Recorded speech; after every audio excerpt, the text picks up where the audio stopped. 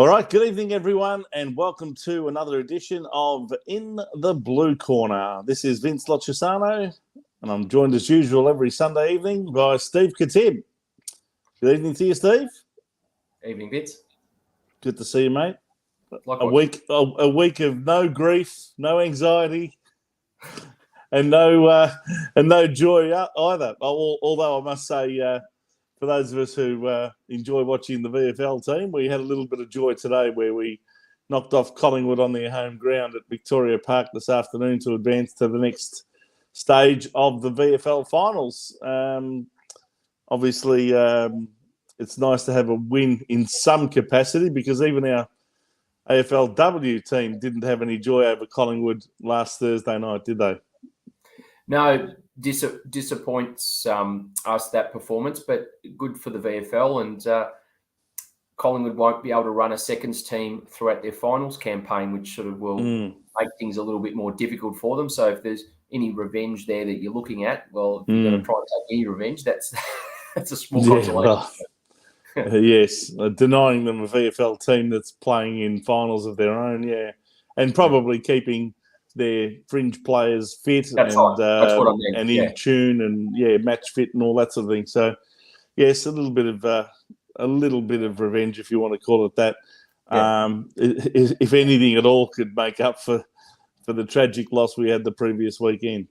All right, everyone, if you'd like to take part in our show tonight, please do so. We welcome your participation on our Facebook page, In the Blue Corner, and also on our YouTube channel of the same name, In the Blue Corner. Please leave your comments or your feedback, or if you want to add to the show tonight, you want to challenge anything that me or Steve have to say, or you want to ask a question, by all means do that. We welcome your participation in any form. All right. Steve, let's quickly, before we review the 2022 AFL season, let's just quickly review these two games that we've touched on. First of all, let's talk about that VFL win today, seeing that's the good news part of it. Carlton, 15 goals, 10-100 exactly, beating Collingwood 10-8-68 at Victoria Park in Collingwood. That must have been pretty good feeling to have knocked them off on their home ground this afternoon. Obviously, a few of our AFL players that had played the previous week went back into the VFL side. Players such as Will Setterfield, who dominated today, and I think Liam Stocker went back. I'm not sure how many others. I think maybe Jesse Motlop, but there weren't any more than about 9 players, I think, from the AFL team, or the AFL list, I should say, that played for the VFL team today. So it was, by and large, a very good performance by the VFL players. Absolutely. I couldn't agree more. Very good performance, and all the stars. And we had knocked off Collingwood the week before, hadn't we, just to make the finals in the first place? That's right. 10 That's points. 2 wins in 2 weeks, one on our home ground and one on theirs. Yeah. So I think we pretty much proved that last week was no fluke. Yeah, look, it did, and the players that played well were from our senior team in the main. I think Setterfield, dominated, racking up numerous possessions, and 40 to be exact. Yeah, Dow had a good game. He had low 30s. Yes, Paddy Dow, 33. Yep. So Liam Stocker as well, pretty influential. Yeah, he had 25. They were the 3 top possession winners for Carlton. Yeah, that's right. So it probably goes to show that those players are probably on that fringe, on the precipice of, senior team and VFL. Be good to have them in reserve if we were playing finals, but yes, it would have been. Yes, indeed. But yes, the other players that played for our VFL side today that are on the senior list, apart from Setterfield, Dow and Stocker, were Will Hayes. He also played pretty well, had 20 possessions. Jack Carroll, he had 15. Brodie Kemp, he had 13 possessions. He kicked 2 goals, 3, a little bit inaccurate, but also took 8 marks, which was very promising up forward. Sam Durden, who, of course, only played the one senior match and did his hamstring in that match against Richmond. Yeah. He had 10 possessions playing in defence. Jesse Motlop, as I said, he went back from the seniors back into the VFL team and only had the 9 possessions and kicked 1 goal, 1. And Dom Akwe, I think that's how you pronounce it. Yeah. Our African-born player, number 41, he had 7 possessions. So, I think overall a pretty good performance. And, of course, our standout goal kicker for the season, Ben Crocker, he's the one that had the most goals with 3 today. I just wonder why he hasn't been picked up by an AFL team yet.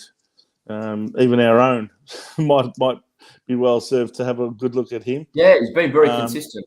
Very consistent. Took 9 marks as well, playing in the forward line. That's no mean feat. So anyway, I guess good to see that Setterfield and Stocker went back and had dominant games in the VFL today, as well as obviously a very good game by Paddy Dow. But you do wonder if Paddy Dow's played his last senior game for Carlton, don't you? He'd have to be on the trade table, wouldn't he? Well, he'd be one of them.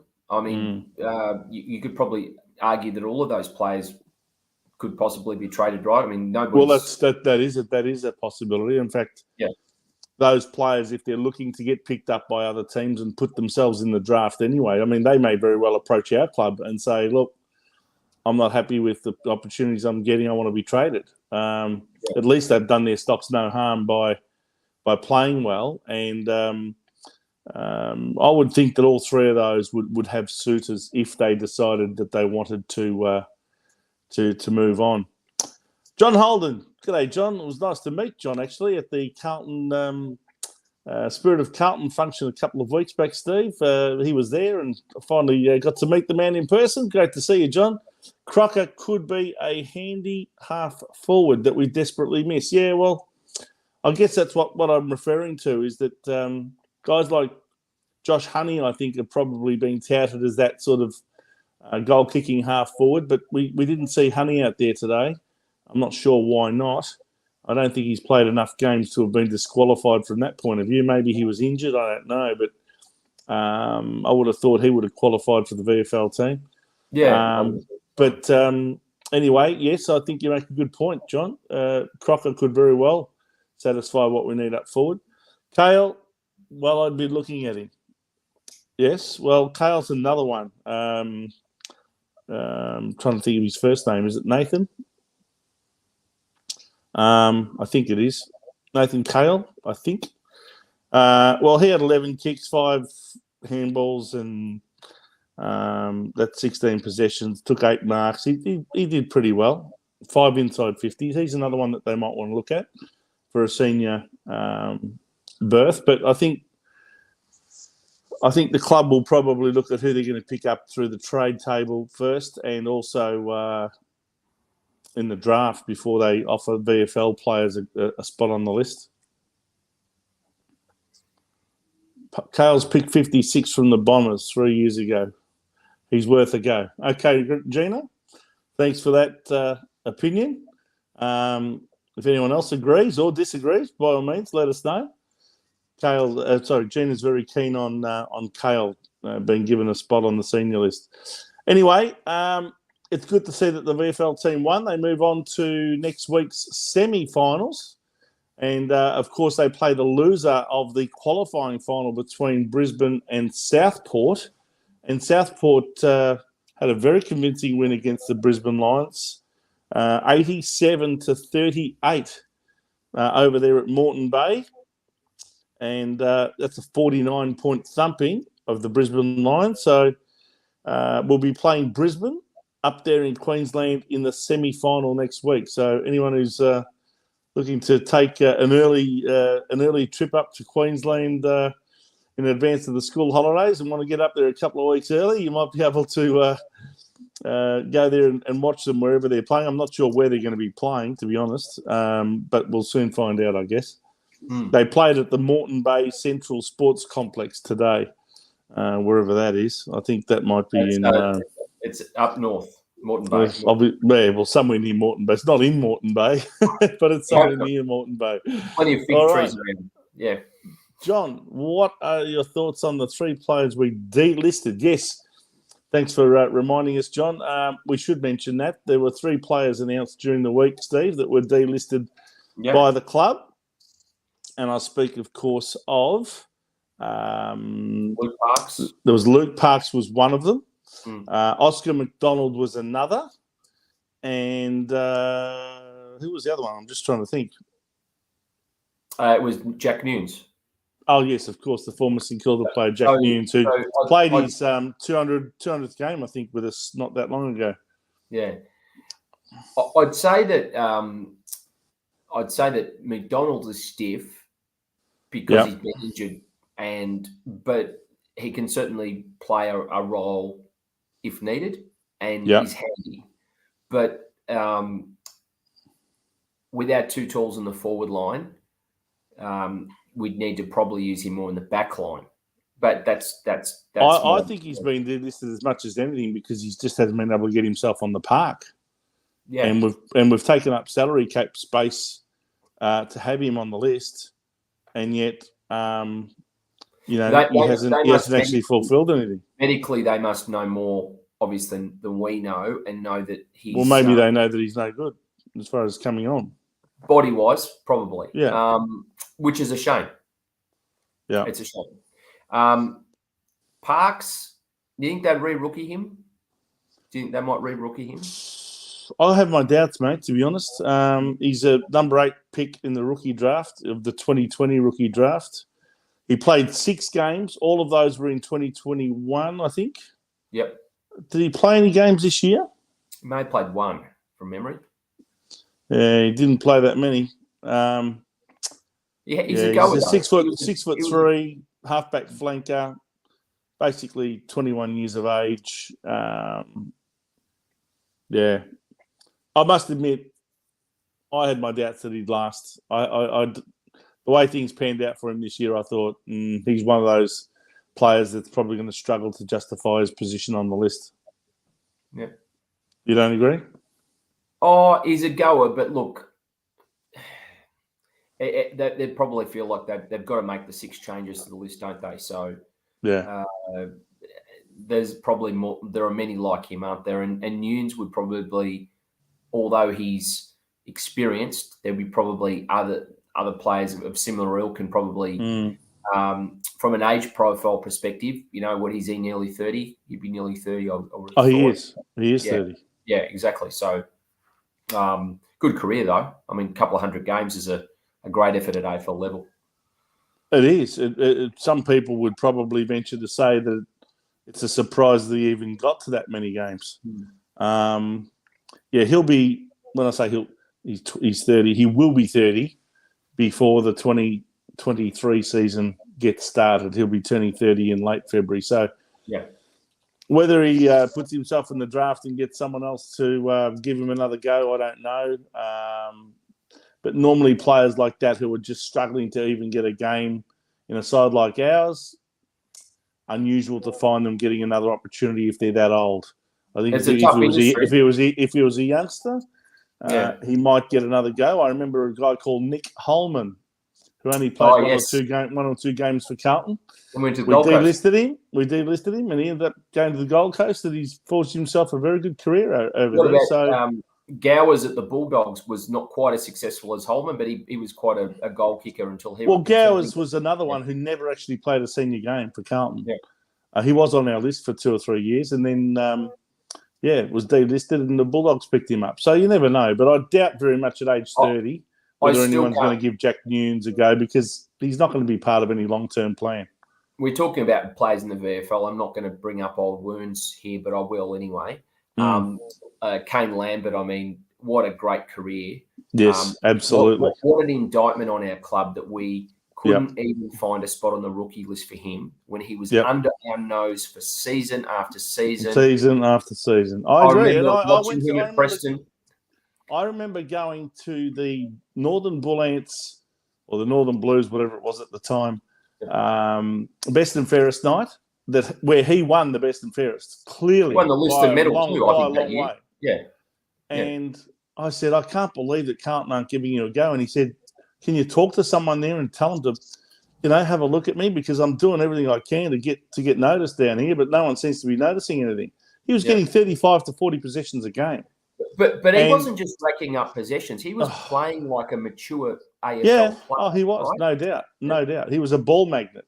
And in the end, I think he ended up leaving us to go to Williamstown and spend a year there. And that's where Richmond rookie listed him and got him across, and now he's a triple premiership player, and he's now retired mainly due to a bad hip injury that keeps getting in the way. So, well done, Kane Lambert. That was a great decision and a great career. He didn't just get games at Richmond. He rode shotgun. Oh, no. He became an integral part of their midfield. Yeah. Huge. And also kicking goals up forward. Yeah, and when he was missing, Richmond were almost saying we're missing Lambert. Yeah, this is they were. Top side. Yeah. They were saying that.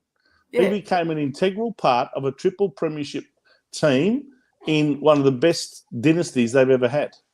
So, we shouldn't underestimate the loss of Kane Lambert. So, our recruiters should hang their heads in shame for that decision. I spoke to him and similar. I said, mate, I hate to say this, we completely dropped the ball there. Well done to you. I used to love watching Preston, but terrible. Yeah.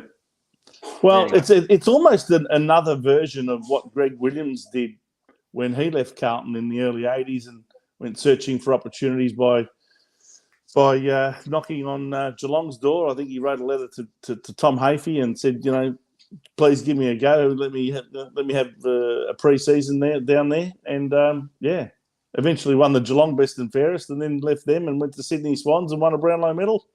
And thankfully, Carlton saw the errors of their ways and re-recruited him back in 1992 for more money. And got 6 seasons out of him, and but they certainly had to pay big time for their mistake, didn't they? Absolutely. I mean, when you think about that, that's the classic of natural footballer. And Lambert was the same. Wasn't necessarily quick, but the stereotype of player had to be 18 to recruit them, or they had to be quick, or they had to do all these things. It's been blown out the water. You just need to know how to play football. Simple as that. Yes, Sandra McDonald. Good evening to you, Sandra. Go back even further, and the other one that went to Richmond was Grigg. Yes, Sean Grigg is another Carlton player that ended up finding opportunity at Richmond and went on to play in a premiership team. Yep. Yeah, absolutely. Yes, he is an assistant coach at Geelong. He's a very smart player, Sean. We recruited Andrew Collins in that trade. He didn't go very far. Collins played a couple of seasons, but he didn't play many senior games for Carlton. No, anyway. But I think Grigg was he was I think would have been top 20 pick from the Ballarat district area, but he was sort of on that fringe, wasn't he, of getting a game and saw him. Well, like a lot of players, he probably didn't develop all that well at Carlton, but once he left Carlton, he started to flourish. Absolutely. But anyway, so yes, back to Jack Nunes. Good luck to you, Jack. Well done on a good career if it's over. If it's not over, good luck in getting traded elsewhere or picked up elsewhere. Maybe in the pre-season draft might be his best opportunity. Absolutely. Now, I think I saw a question there from someone. I think I saw someone say, what about the next round of delistings? It's almost like we're waiting for a boxing match to happen. The next round, well, if there was another 3 names to go by the wayside, which ones would you expect them to be, Steve? Well, you've got to look at the contract status, don't you? Obviously, it's all about that, because if you've got players with a contract... Would you expect now, let's just go to injured players that did not really play this year due to injury. And I'm referring mainly to Cunningham, who spent the entire year injured, never played a game. Ed Curnow, who only, I think, played 2 or 3 reserves games. And obviously Sam Philp is another one who has played senior football before, only a handful of games maybe, but he's another one that spent most of the year not even playing VFL. Cunningham's too talented, and I know that's probably why he's got he's continued to get contracts, but he's too talented to delist. Yeah. And after a knee reco, I mean, the time he did his knee essentially was the worst time because you're then coming back in the middle of a following season. Well, what took so long, though? I mean, he did that knee against Melbourne, and I think that was around about midway through last season. Yep. Approximately.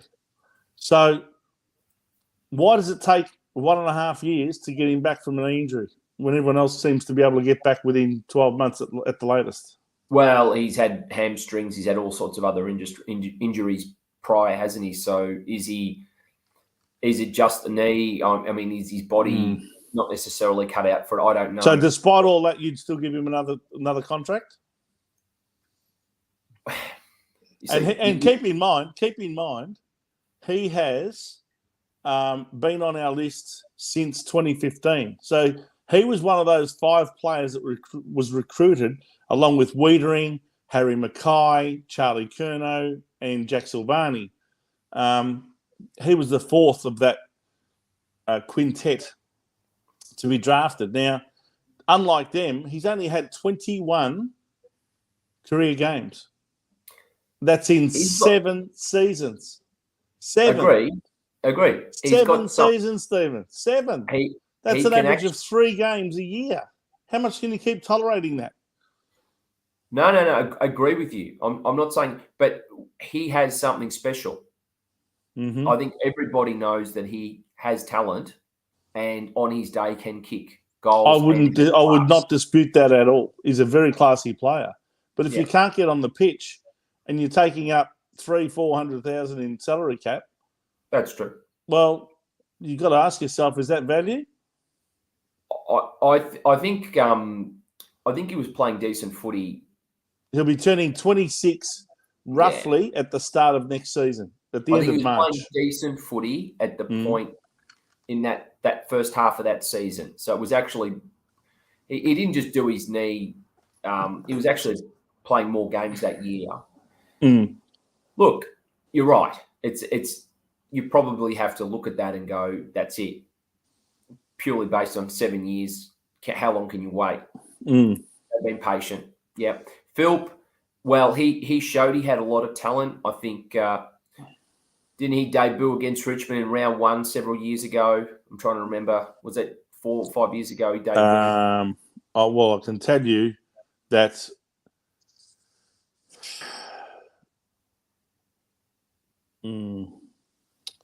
I think he debuted in 2020. Yeah. I'm pretty sure he debuted in 2020. Yeah, 2020. During the COVID years. The first of the COVID year. Yep. The first COVID year. I don't think he played more than about 2 or 3 games. Yeah. And he didn't play any last year, and he didn't play any this year. So yeah, you think he'd if they give him another year, they must have a lot of faith in him. There was every player you come in with, if you read the press releases, if we round the clock back 4 or 5 years or 3 years when all these players were drafted, if you read the little bio or the YouTube highlights the marketing department, the media department put out on each one of them, they're all going to be like, we got him at 30. I can't believe he was in the draft up to 30. We should have been the top 20. Yeah. We hear all of that, right? Yeah.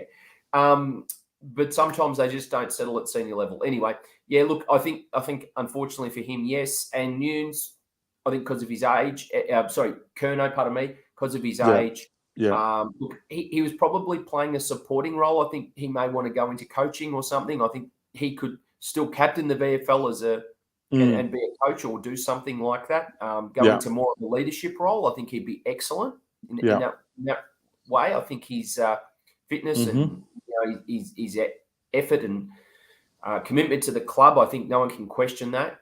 Be really good, but I can't see them giving him another contract at all.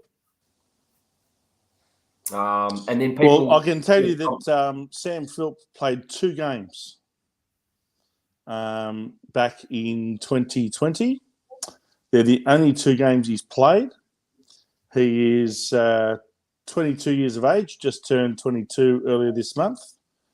And, That's it. Okay. I'm gonna make a statement, and people are going to probably hate this, but I'll say it anyway. Everyone loves, let's delist, let's cut the guts out of the club, let's get rid of 10 or 12 players because we've had a bad season, whatever. Look, I don't know if these players are the real difference right now. They're just passengers on a list. I get it. It's more, what are you trying to do in 2 years' time? Because when you recruit a player, they're not going to come in and make some impact unless they're a mature age player. It's more about almost 2024's recruiting. So what happened last year in the recruiting? That's probably the real question, right? The player they got last year should now be ready for this year. That's probably what we have to look at. And if we go back and look at the draft of 2021, are those players ready to take those places? And have we got that progression? Progression, yes, exactly. That's really what it's about. It's not like get rid of someone, draft someone in, it's a ready-made football. It doesn't work that way. No. So, well, Sam Philp, for example, was our first-round selection, number 20 overall, back in 2019. So he's had 3 seasons at the club, 2020, 21, now 22, played only the 2 games in 2020. If they do give him another year, you'd think it would be just that 1 year, and it's purely blind faith that he's going to overcome his injuries and that they have some faith in his skill level and his capabilities. When they drafted him, it was because he was very quick, and that was, he always had that sidestep evasion, all of that, all those tricks. But you can be as quick as you like. If you're not on the park, it's no good. That's true. By the way, Jack Newnes ended up playing a total of 207 games of football, most of those with St Kilda. All right. We'll just go quickly to Ed Curnow. Now, we haven't seen Ed at all this year in the senior team. I must say, I was expecting to hear about a retirement by now. In fact, I was almost expecting to hear it before the Collingwood game. But it hasn't come about. He's played 204 games. He's now 32 years of age and will be turning 33 in November. So if you're not playing any senior football and you're 32 already and turning 33, geez, you'd want to be damn good to be getting another year, wouldn't you? Yeah, absolutely. Agree. So I'm not sure if he's waiting for something or waiting to be pushed over the edge. I'm starting to think that Ed wants to go another year, and the club might be happy for him to do so. You'd have to put him under the veterans. I think he becomes a veteran or whatever they call it, and they only count for half of his salary in the salary cap, don't they? Yeah. Is that? He'd be the oldest player on the list, but. By a long way. By a long way, he's the oldest player. Yeah. I remember we got him from Box Hill Hawks. Hawks, correct. Yeah. And he was one. I don't know if he won the listed medal, but he's pretty close. And he win the time trial every year, train the house down, and just give you everything. I mean, at the end of the day, I don't think with our midfield now, I don't think he's going to add a whole lot of value. Even as a backup, but could be wrong.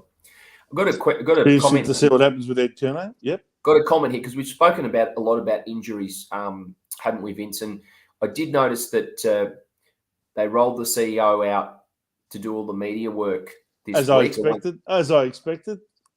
In the week after a disastrous result, which meant we couldn't play finals, I didn't expect anyone from the board to make an appearance. That's for sure. He's got to make his million a year, though. He's got to earn his million, and he had to do that facing into the questions and the media throng. Essentially, questions were asked about our high performance, and I know Russell was on borrowed time as part of that review, and.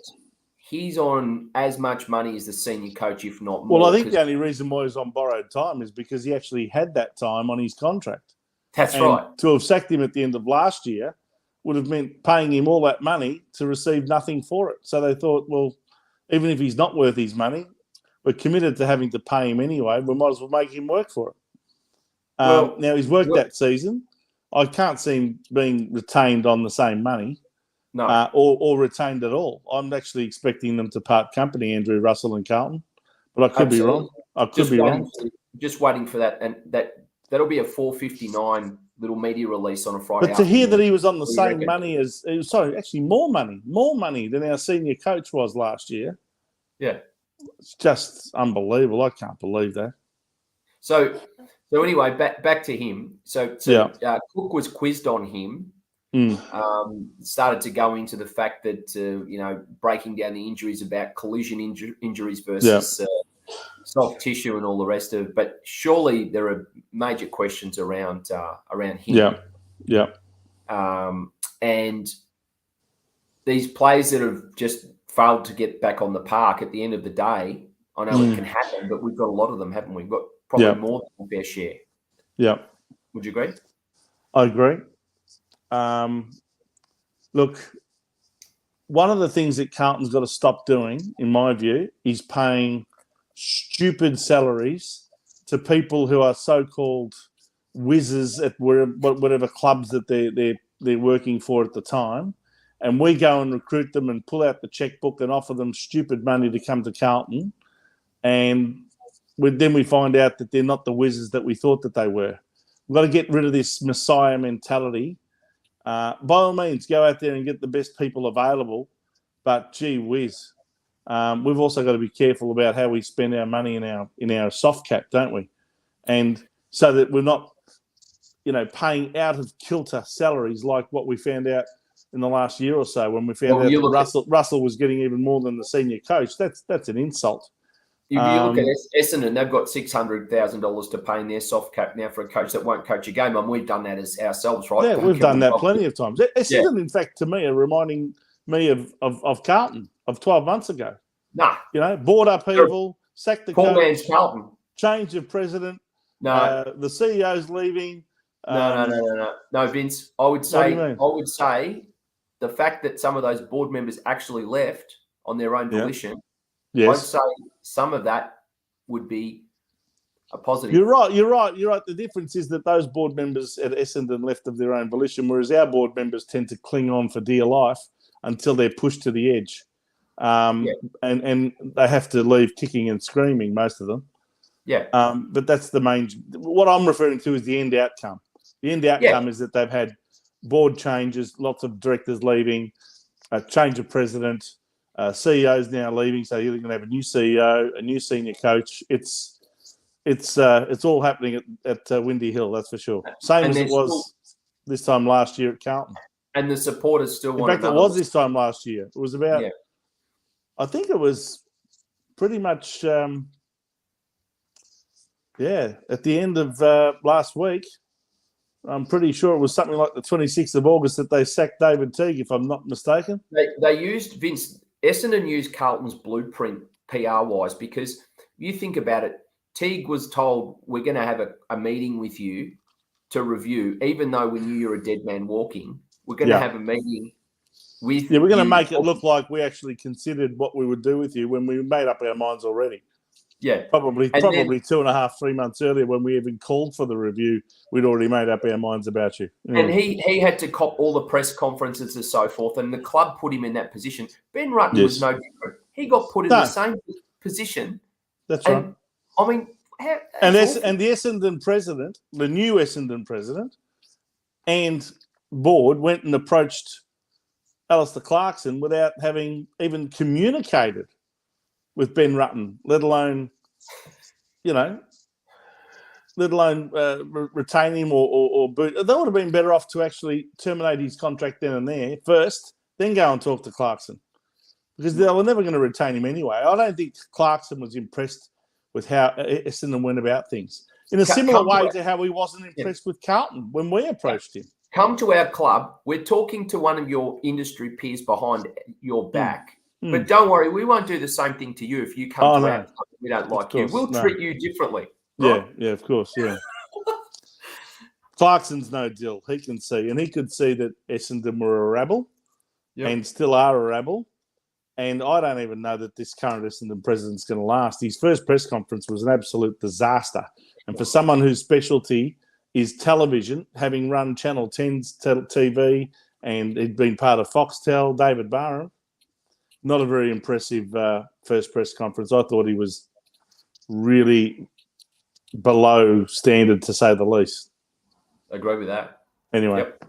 He was a Stephen Bradbury of board. Well, didn't cover himself in glory, did he? I mean, any coach that's coming to Essendon is doing it purely because of the opportunity and hoping like hell that the board gets its act together during his tenure, because you wouldn't be going into that job full of confidence that the Essendon board knows what it's doing.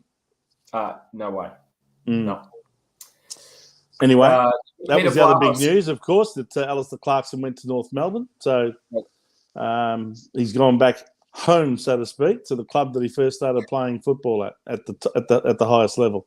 Yeah. Peter Vlahos, good to see you, Peter. Where are we? New performance coach and new sports psych. Is that what you're saying that we need? Huge shopping list for next season. Well, so in other words, you believe we should be replacing Andrew Russell with someone else and also employing a psychologist, a sports psychologist. Well, a lot of clubs do have them. Do we have one? Yes. We do. He's saying we should get a new one. Who's the person doing it now? I'm struggling to think of who that person is. I don't, and well, maybe it doesn't matter whoever it is. Whoever it is certainly didn't get into the heads of the players to know how to handle situations like the Carlton Melbourne game in the last 5 minutes and the Carlton Collingwood game in the last 5 minutes. But is that psychology, or is that coaching and strategy? Because, and also decision making, right? Because psychology is how do you hone your mind for performance, blah blah blah. I think those last 5 minutes in those situations, that's more coaching psychology than I believe, and strategy. Then it actually is, were the players prepared during the week and all of that sort of thing. I don't know. Maybe. Who knows? Maybe it's a motivational thing. Maybe we need a new sports psychiatrist or psychologist to get into their heads to convince them that maybe just winning 12 games without playing finals is not considered successful, Steve. Maybe that's the message we've got to try and put into their heads. But how can you put that message when the mantra in the media is completely different? That's a very good question, my friend. Then just don't listen to what the PR department of the club's saying it's been a successful year. You were 8-2, and you then became 12-10. Well, maybe they gave Harry Mackay the instruction to say those words after we'd lost to Adelaide, because when he went on to that show after the Adelaide loss, they also knew we were playing Brisbane, then Melbourne, then Collingwood, and there was a good chance we were going to lose all three and miss out on the finals. So, geez, we better tell Harry to tell everyone, hey, don't panic. It's still been a successful year, even though we're not playing finals. And we may not be playing finals at the time. And you end up believing it, right? And you end up believing it. Yeah. Anyway, let's move on. Any other players that you think ought to be delisted or traded, for that matter? Well, because we are going to be heading into trade straight after the finals. Jones and Williamson obviously off the list because of the variety of reasons there. Jones and Williamson, Yep. So that gives us a bit of room, doesn't it? Because I don't think we. Will they? Well, let's. Are there any that you would delist that you can think of or trade? Dow will be the one, obviously, that they think. I think Dow will be on the trade table. Yep. I actually think Lockie O'Brien will be on the trade table if anyone wants him. Yep. If they can get the right draft picks in exchange, they may very well trade him. Can I ask you about some of these high-priced recruits that we had from other clubs over recent years? Do you think they might be on the trade table? I'll just jump in. Plowman's the whipping boy. Plowman's another one. Yeah. Yeah, and he would potentially be, but would he be picked up at his age? That would be... Don't know. What is he now, 27, 28? Yeah, he might go and fill a hole somewhere, but... what I'm asking is players like Zach Williams on the massive salaries that they're on, and Mitch McGovern and Jack Martin, players of that nature who, in my view, don't justify their salaries, would they be on the Carlton trade table, even if we had to pay for part of their salary to go elsewhere? Because I think we ought to look at something like that. Sometimes you've got to take your medicine, free up some space in your salary cap to get really good players in, even if that means partially subsidising someone's salary to play somewhere else. The last player we did that with, I think, was Corey McKernan.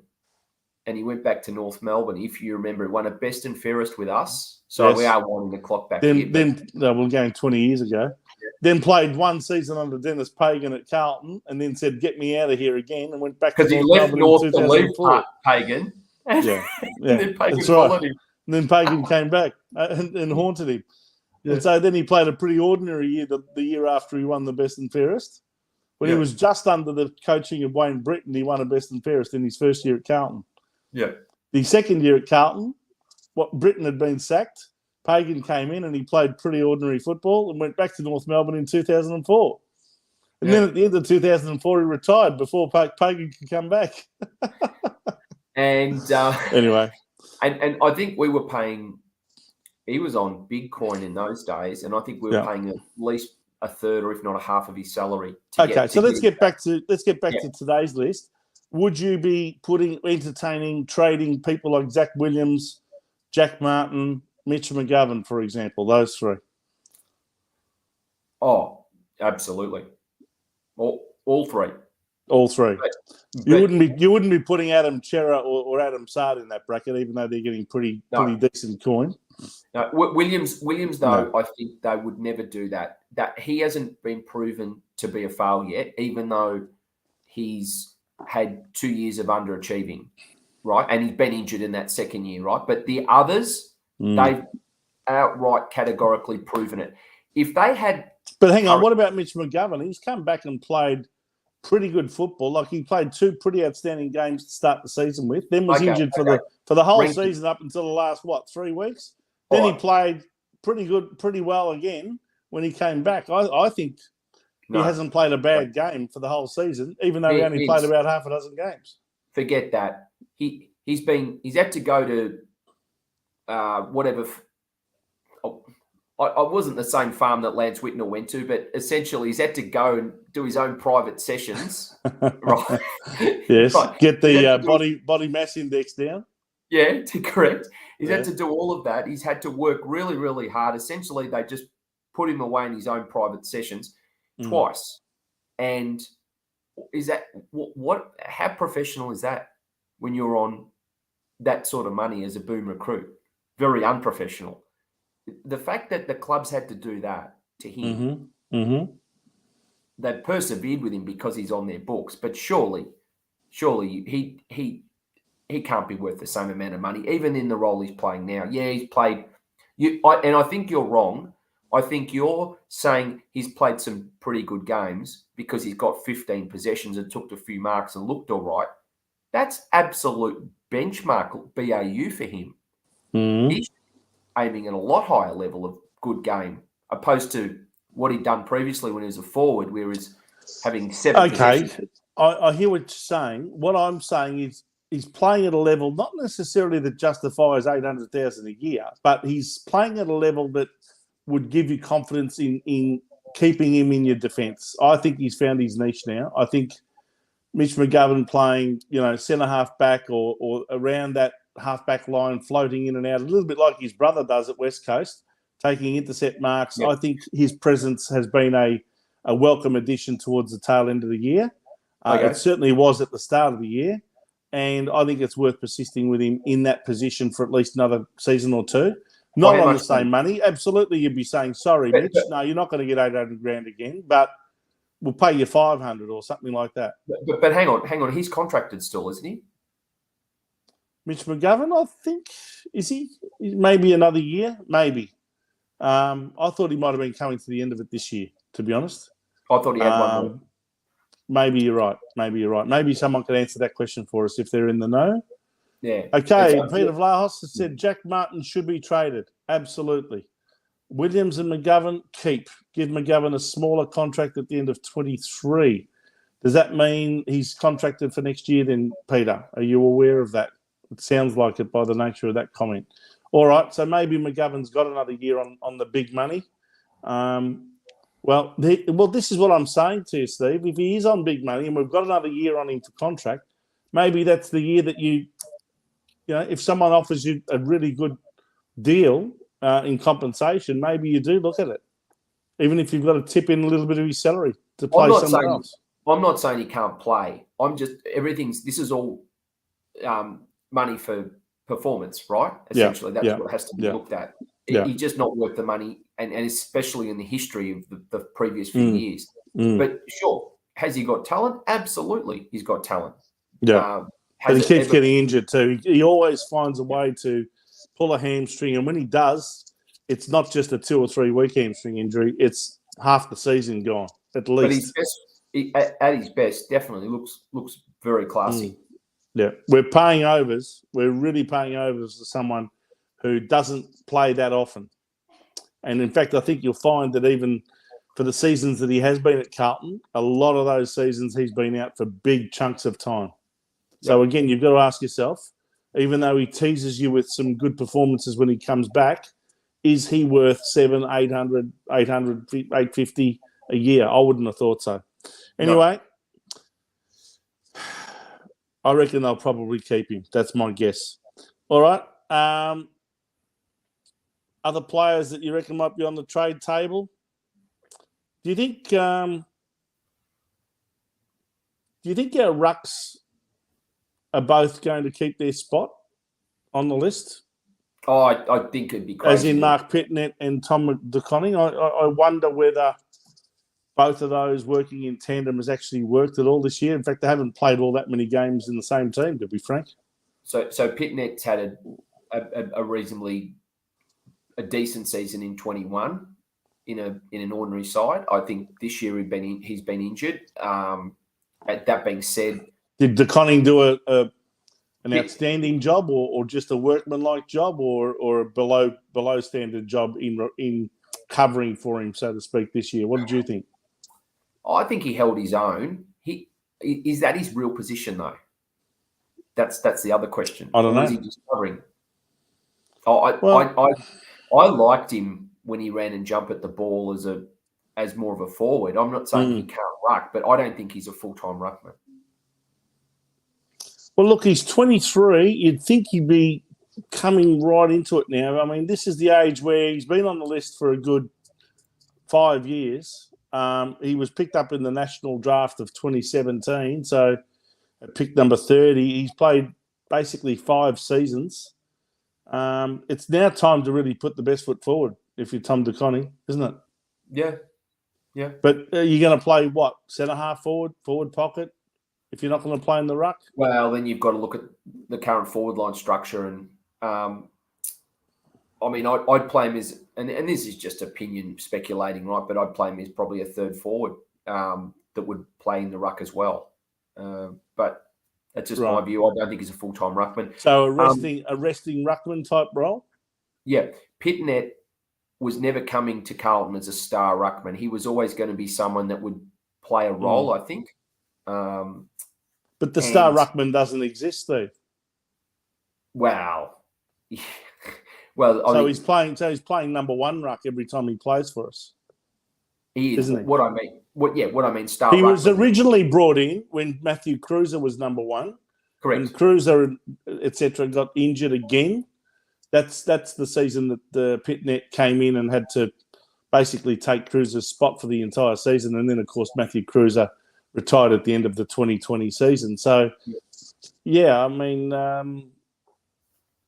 don't know. I think there's big question marks still on Pitnet. Yeah, in fact, I think there's big question marks on the whole ruck division. We almost need a brand new ruck recruit to take over because neither one of those 2 ruckmen seem to be really taking the bit between the teeth, if you ask me. I think it's one of the glaring deficiencies in our side, apart from the wings. When I say star ruckman, though, what we're talking about is marks around the ground, all that sort of stuff. I'm not talking about winning every tap out or sure. The rest. It's the other elements to the ruckman. Follower. Yeah, and if you look at the better ones, they might kick the odd goal, 1 goal every 2 games, and take marks around the ground. So Carlton, for example, did Carlton look at a Brodie Grundy? Well, you'd have to be paying part the salary if you were to take him. You wouldn't be paying the whole salary, would you? Because he's got. But this is what I'm saying. Do we look at someone like Brodie Grundy, ready-made ruckman, who can just literally walk in and take the number one ruck position, and then you're really deciding between Pitnet or De Koning to take that second ruck role? Yeah, that's right. Mm. I mean, everything's got a price, right? But if you could get him cheap, but I mean, you probably won't. Yeah. That's for sure. And then he's got questions over his fitness. I mean, he's been in considerably, hasn't he? So they'd have to do the medical due diligence very, very well. Yep. All right. It'll be interesting to see who the club delists between now and when lists have to be finalised. I think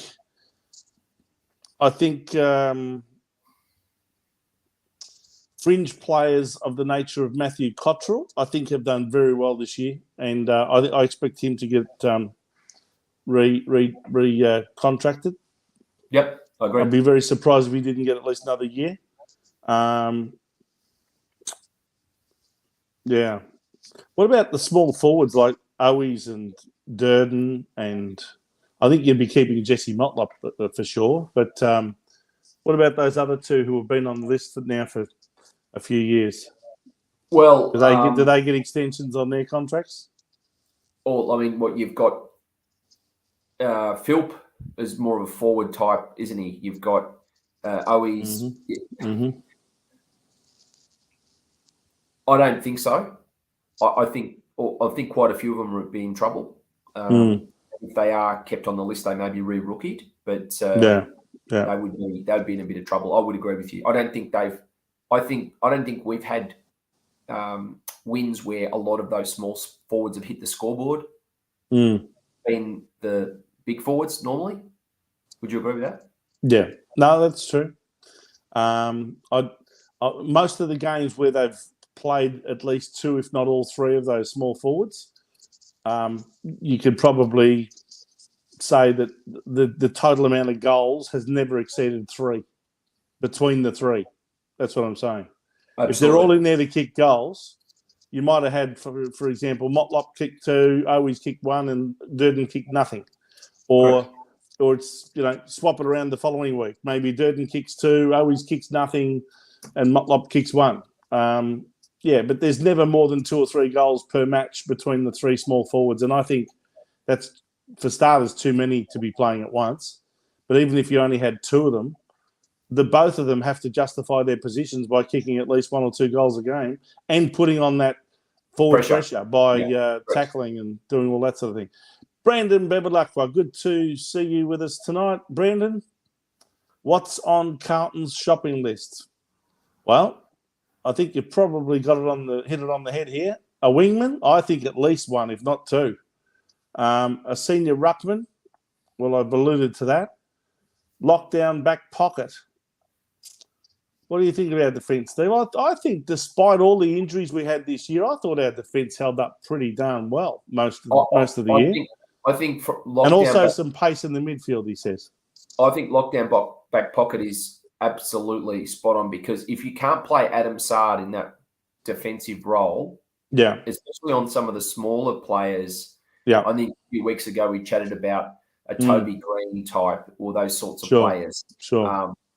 Who can you play? We've got the key posts, but we don't really have those small. Funnily enough, there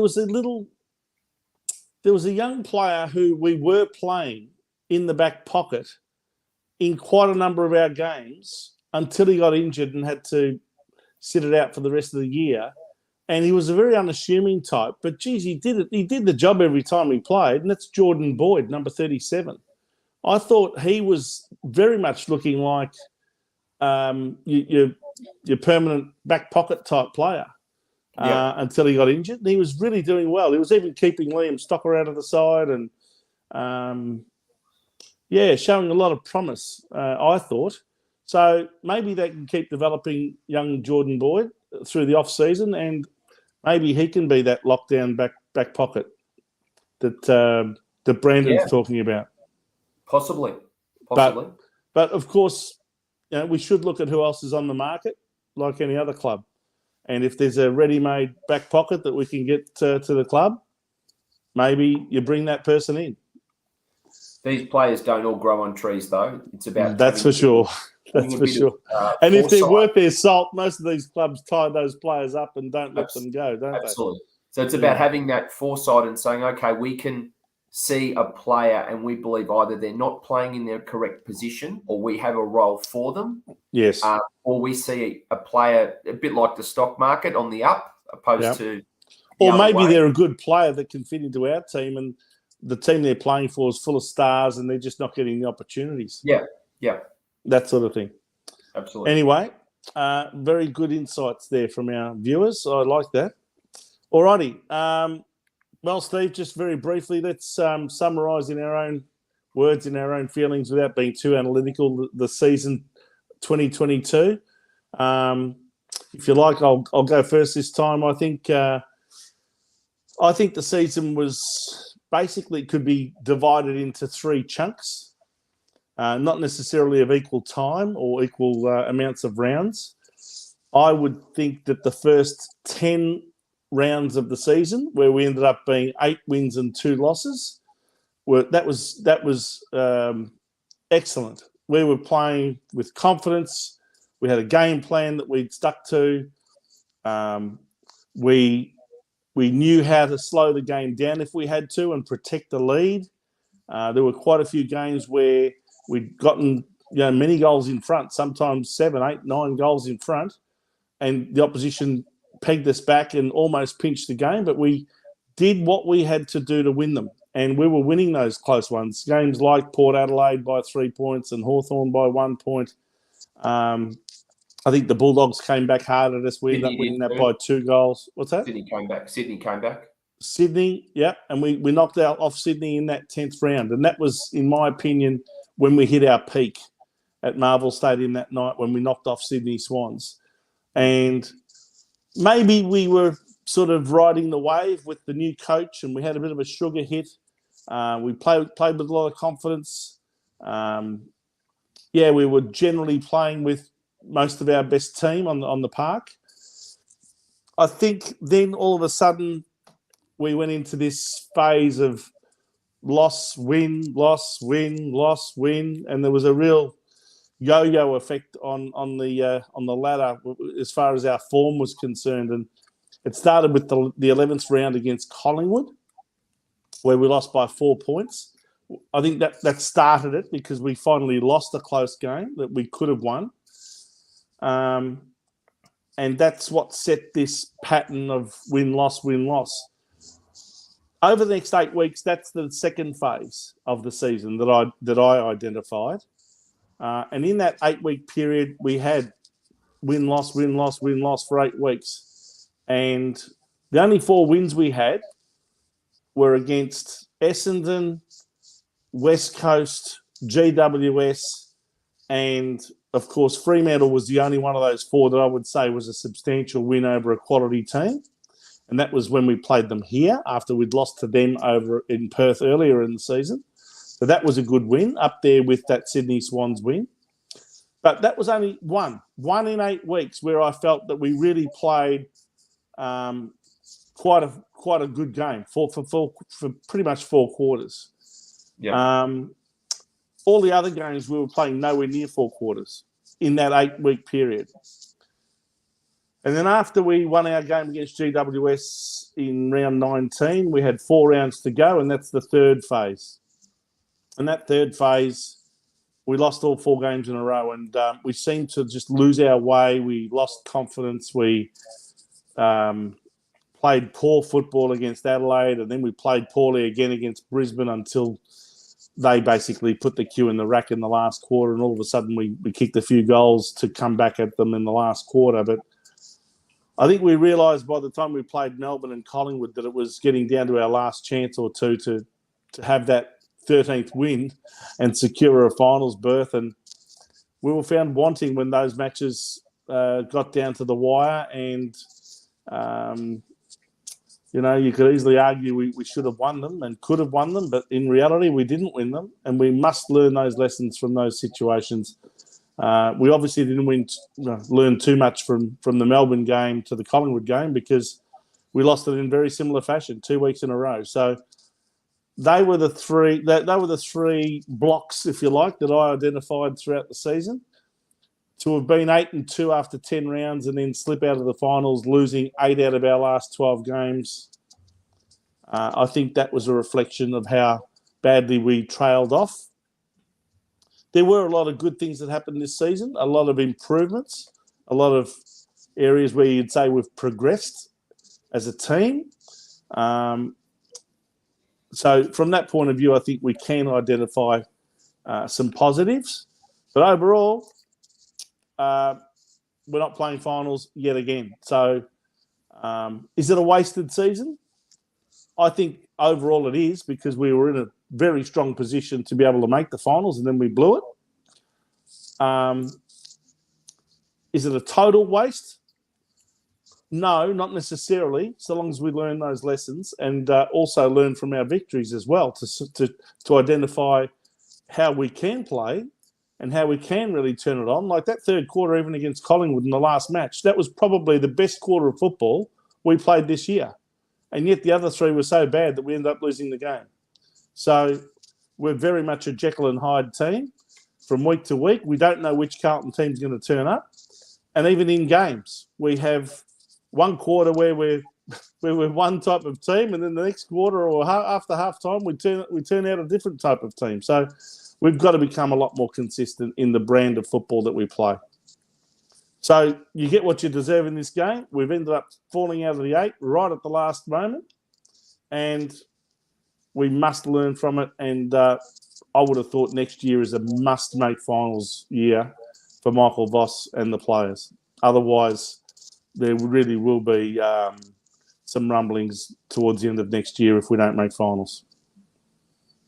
I think the pressure will be on from year 2, from pretty much from the get-go. Absolutely. I think that's my summary of the year. What do you think? Look, in a very overall sense, without identifying individuals? I agree with a lot of what you said. I'd probably take a slightly different view of some of it. Mm-hmm. The games you won close early, I wouldn't give it as much credit, the players as much credit as for that being skill rather than luck, to be honest. Really? That's my view. I thought that they did well to change the tempo of the game a lot better than the previous years. Maybe when they had to slow it down, for example, they did enough to hold on to a win. But you're also playing against sides that you'd been 8 goals up against, and we look at it now, and they really weren't top 8 sides, were they? Well, we thought we did that against Port Adelaide, who were top 4 side last year, but this year they were, somewhere between 9th and 12th, weren't they? Correct. So I'd say that the point you raise on the 1 quarter of brilliant football is absolutely true. So the positive is we definitely can produce that. Yeah. But no team will play 4 quarters like that. You can't. It's unsustainable. So what else is there? What's the other? I wouldn't call it plan B, but when you're not playing that attacking, brilliant brand of football, you've got to have a better standard for the other quarters where you're not playing that type of football. Yeah, it's the old saying, right? It's not, a player has the ball in their hands for maybe 45 seconds in a game of football. So for the remainder of that game, what are they doing when they don't have the ball? Yeah. Right? Where are you positioning yourself? Yeah. What's your talk like? What are all the other elements to that, right? That's essentially what it's got to come down to. You could say we were unlucky against Melbourne and Collingwood. You could also say we're extremely lucky against Port Adelaide and Hawthorn. You get some, you win some, you lose some. Absolutely. That's what I'd look at them both the same. But isn't it interesting, though, how those wins against Hawthorn and Port were when we were up on a bit of a crest of a wave and we were riding high on confidence, and, the Carlton Kool-Aid drinkers were drinking long and hard at that stage of the year, talking about cancelling their September holidays because all of a sudden we're going to be playing finals and all that sort of talk. The recurring booking, the regular booking they've had for the holiday locations have just changed. Yeah, that's right. Yeah. And now they get to end of August and realise that they shouldn't have cancelled their holiday bookings after all. Anyway, yeah. Look, I don't know. Look, you could argue the point, but I still believe that you end up getting what you deserve. And, clearly there were some deficiencies in the way we handled those games at the end against Melbourne and Collingwood, and they were good enough to make us pay. That's why they're both top 4 sides. Yeah. Whereas Hawthorn and Port Adelaide weren't able to clinch those clinch the last goal or whatever to secure victory, because they are not as good as Melbourne and Collingwood. Even if we beat Melbourne or Collingwood or both, what are we going to finish on the ladder? At best, 7th? 7th or 8th, yeah. Yeah. So I know you think... And the other thing, of course, is we had a very kind draw for this season. Right. I don't think we'll be getting a draw as kind as that again. So we're probably a middle of the road, slightly better than mid-table in that bracket team. Yeah. Pretty much. Correct? Yes. Look, positives, I think we recruited well to get Chera and Hewitt and Young. I think they all, at various stages of the season, proved that they were worthy acquisitions. Shame about George Hewitt towards the end of the season. I think he was one midfielder, along with Matthew Kennedy, but especially Hewitt, that we really, really missed. You probably... I'd say you probably would have said if he had a played, we might not have lost. I'd say there's 2 players here. You could pay Hewitt and Sard, and I know Sard's not bargain basement by any stretch of the imagination. You could pay both of them another 25 to 30% of their contract, and they'd still be worth it. Yep. Whereas you could pay quite a few of the others 50% less, and they still wouldn't be worth it. That's the nature. The real positives with Sard, Hewitt. I agree with you. Yep. And now probably Hewitt players that you didn't think were going to be. Even Kennedy, it's shown glimpses, but then was 1 week on, 1 week off. Has now started to really bed down. Play consistently, yeah. Absolutely. A position in the side, yeah. So. Yeah, in fact, I think some people were saying that Chera and Hewitt should have swapped contracts. That Hewitt's getting what Chera should be on, and Chera's getting what Hewitt should be on. Anyway, give him another year though. We'll see. But yeah, look, if we can eradicate this injury situation, I think that'll help us a lot next year. If we can somehow get these players at a high performance level that they don't get so quick, so readily injured. It really does hurt us when injuries happen to key players. No doubt. All clubs have them, but it's who's getting those injuries and for how long, and at what stages of the year as well. So, a bit like Geelong now. Jeremy Cameron's been out for about 2 or 3 weeks with this hamstring injury, but he'll probably be back at the right time to play in a grand final. If he was out for the grand final, it could actually mean the difference between winning and losing. Spot on. Potentially. All right. We should mention also the 3 players that did make the All-Australian side during the week. Patrick Cripps, what a fantastic season he's had overall. He was named vice-captain in that side as well, apart from being picked. That's a real, testimony to his leadership. And also we had Adam Sard on a half-back flank. And finally we had Charlie Curnow, who, interestingly, despite winning the Coleman medal, was named in a forward pocket as opposed to full forward. And they made Tom Hawkins from Geelong the full forward, and they also named him captain. So that was an interesting scenario. What did you make of that? Well, I mean, you can't play Tom Doesn't the full forward who wins the Coleman medal normally automatically get the full forward spot? The whole All-Australians, let's not get into that whole All-Australian, because you know that they pick It's a bit like when Dunstall and Lockett played at full forward and forward pocket in that game against the South Australians. That's right. In the 30 years ago now. That was the State of Origin game. Yes, correct. Yeah, I can't believe I'm picking up all these old games, Vincent. Well, they played Dunstall effectively as a forward pocket and Tony Lockett at full forward. Yeah. Yeah, you can't play Tom Hawkins. That's probably my analogy, right? You can't play Tom Hawkins in the forward pocket, can you? Really?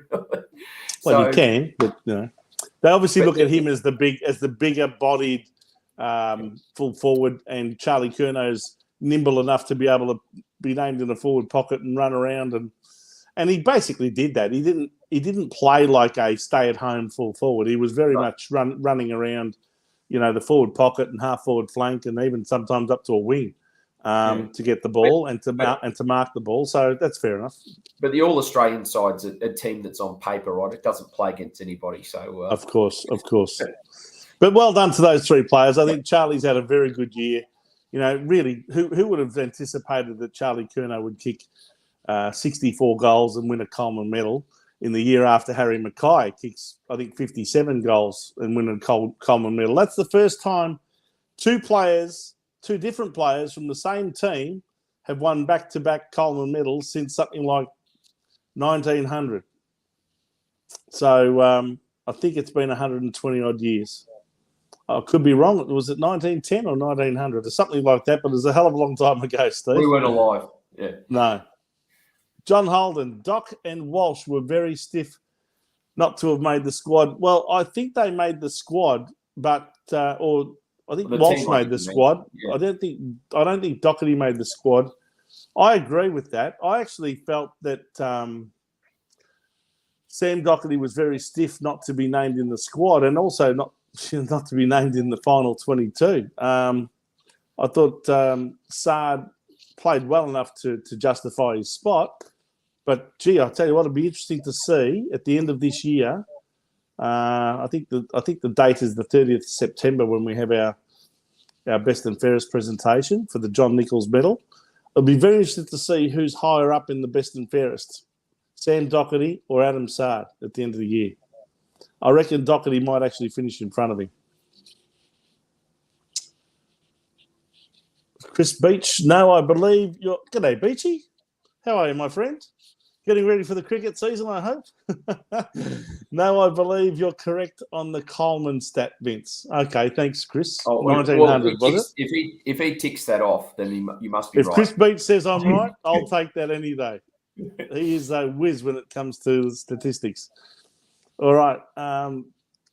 Actually, I must find out whether Chris and Joe are going to be doing their Wednesday evening shows anymore through the final series. I'm not sure. They normally did them in advance of Carlton games to discuss potential team changes and that sort of thing. But seeing we've played our last game already, I have my doubts as to whether they're going to be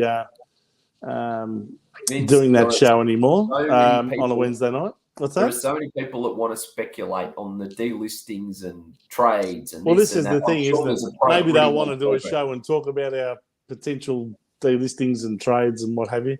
Yeah. Then again, they might wait till trade week when all of that starts after the grand final. So let's give them the month of September off anyway, shall we? And well-earned rest for Beachy and Joe. All right. Anything else you wanted to say on the review of the Carlton 2022 season? What about Michael Voss, the coach himself, and his assistants? How did you rate their performance during the year? Do you think they gave us what we hoped for or what we expected, or did they fall short in any way, shape or form? Well, and specifically Voss, I think you'd have to say. He's in charge of it all. Hard to go through it. Look, hard to know exactly what Voss's influence was specifically. I think Ashley Hansen came very well credentialed, and I'm sure he's made an impact as well to the club. Yeah. Look, I think he's probably if Dave, and we're only comparing it to David Teague because essentially that you're comparing him to the previous season. If David Teague had the players available, would he have had a better?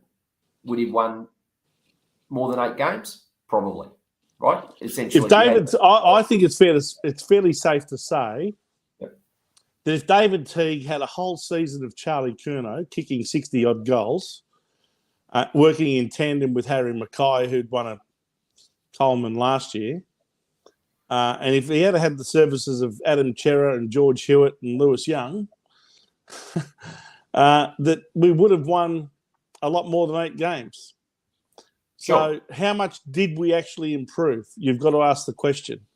And how much did the coaching of the team, how much difference did that make this year as opposed to the coaching of David Teague and his assistants last year? Have we improved as a coaching unit by having that complete change of staff in the coach's box? I think maybe a little bit, not much. I would say a very small amount. And you could only probably say the scintillating, those quarters that we talk about where we look unstoppable, we probably didn't have those, and probably maybe wouldn't have had those under the previous coaching group. But other than that, there's lots of periods of the game, much like the previous few seasons prior, where they go to sleep. The intensity, the effort's not there.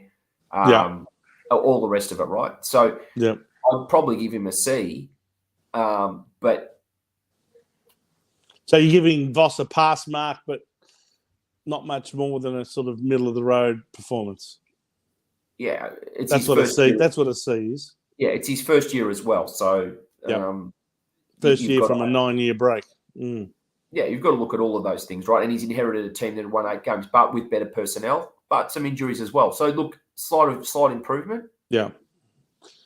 Look, I think the brand of football that we played this year was better. I don't think that you could question when we really turned it on.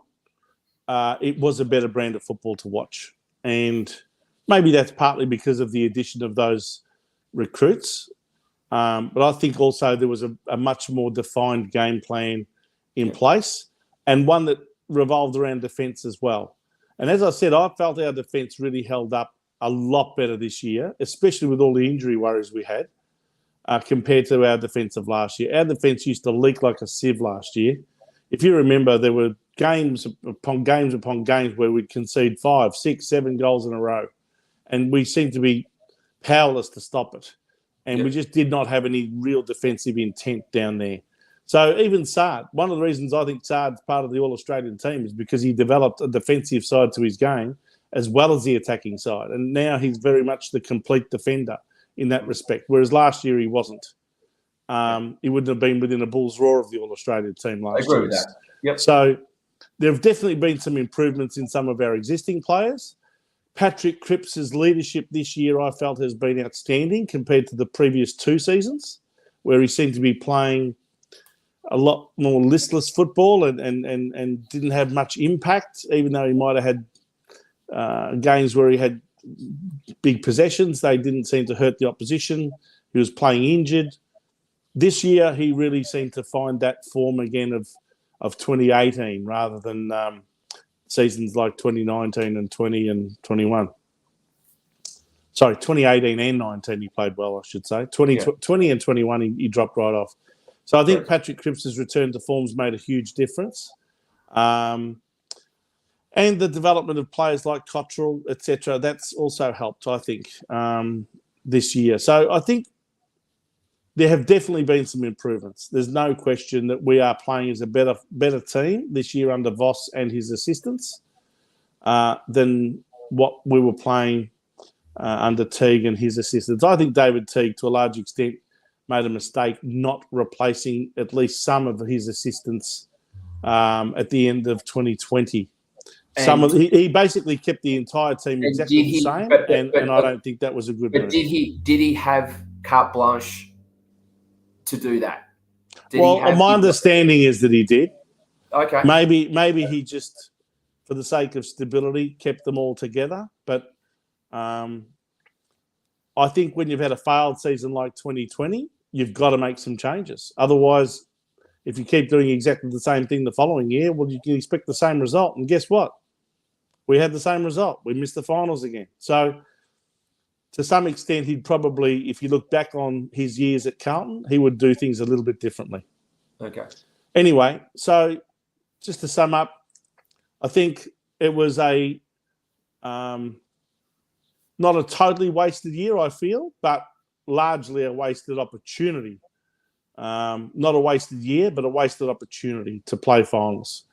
And we must use that pain, if you like, of missing out, especially in the manner that we got booted out of the finals, by an arch rival by 1 point in front of 90-odd thousand people at the MCG. That's got to burn for a long time.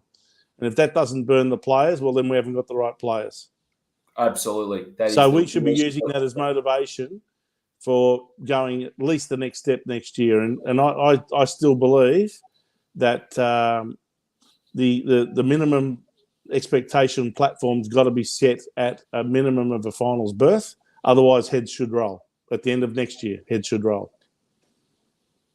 We are in a window now where there should be no more talk of rebuilding. We've been rebuilding for way too many years as it is. I mean, every list in the AFL is constantly being tweaked and rebuilt every single season. But in a massive way, rebuilding the list, I think we've done the bulk of that. Now we can tweak the list rather than rebuild it.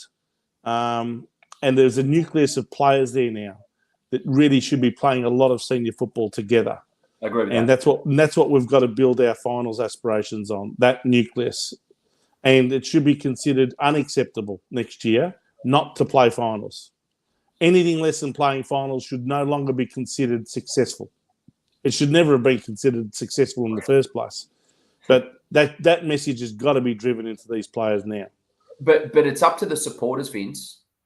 Yes, very much up to us to set the standard. Not allow the club PR propaganda department to spin the fact of whether we lose or we don't achieve to then go, look over there, look at something else, look at the new facilities we've built, look at all the Look at this new brand of beer that we just released. Yeah, look at the bag is 22 beer. Look at all of the community programs. Didn't they tease us on the front bar over that one last week? Yeah. None of that. Be honest with the supporters. Actually, stop trying to cover your own backsides. And the club, right from the boardroom right through, have to be honest with the supporters and state that as a minimum expectation. There's no shame in doing that.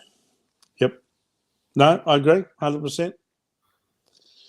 All right, Steve, we mentioned very briefly at the start of the show the AFLW team, which played its first game of the season, coincidentally, against Collingwood. And when they played their first game at Princes Park or Icon Park on Thursday night, and no good. Unfortunately, got done. 5 goals, 6-36 Collingwood to Carlton. 3 goals straight, 18. Only 3 scoring shots for the game. Admittedly, all of them goals, thank goodness. But Collingwood were inaccurate. They probably should have won the game by at least 5 or 6. But again, disappointing start to the season. And you've got to ask yourself, again, I notice a lot of players that were playing for us last year are playing for other clubs this year. And I speak, of course, of Matty Prasparkas and Georgia G, who went to Essendon. I think Nicola Stevens went to St Kilda. Young Brazali, she went to Collingwood. I noticed other players from the past, like Privatelli playing for, I think, the Sydney Swans. There's a lot of players that have played for Carlton, good players too, that are playing for other sides. Of course, we know that Taylor Harris went to Melbourne, and Melbourne had a very good win in a grand final rematch against the Adelaide Crows and turned the tables on them this time at Glenelg. So that was a very good win by the Melbourne VFLW team. So, we see that they won 44-26 against Adelaide. North Melbourne got off to a good start, 40-14 against the Gold Coast Suns down at Bloodstone Arena in Hobart.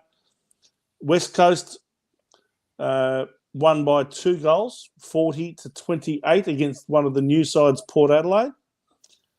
Sydney Swans, another one of the new teams coming into the competition, got done by St Kilda, 27-56. Yeah. And I've got to say, really sad to see the number one draft pick. I'm trying to think of her name. Is it Madison Ham or Madeline Ham? I can't remember her first name now. I think it starts with M. Doing her ACL. Very sad to see that. Yeah. Terrible. Is it Madison or Madeline or? It was Madeline. Madeline Ham.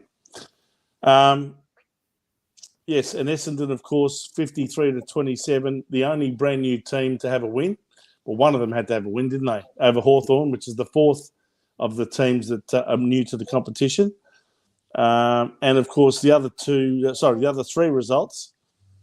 Western Bulldogs 41-34 over GWS at Icon Park. Brisbane Lions 76-27 over Fremantle. Big win, huge win actually, 49 points over a pretty decent side, Fremantle. Yeah, absolutely. I was going to say, yeah. They've played a lot of finals football in recent years. And Geelong in a scrappy match at GMHBA Stadium, 15-11 over Richmond. A very tight 4-point win. So the Carlton girls team are fourth last on the ladder with a percentage of 50%, having scored 18 and conceded 36.